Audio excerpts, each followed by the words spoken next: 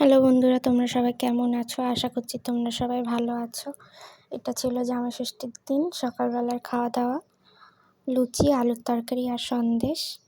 আর যেহেতু এবছর আমার জেঠিমা মারা গেছে, সেহেতু কোনো নিয়ম করা হয়নি, শুধু খাওয়া-দাওয়াটুকু করা হয়েছে, সিম্পল।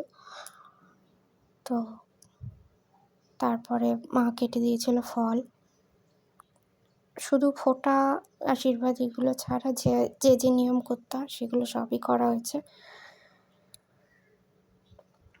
ফল খাওয়ার পর আমাদের দুপুরে ছিল খাসির মাংসের ঝোল আর মিক্সড ফ্রাইড রাইস। এই দেখো,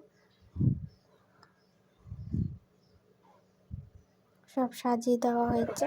চাটনি ছিল, পাঁপড়, দই, মিষ্টি, কোল্ড ড্রিঙ্কস, প্লেন জল আর কর্নেটো আইসক্রিম।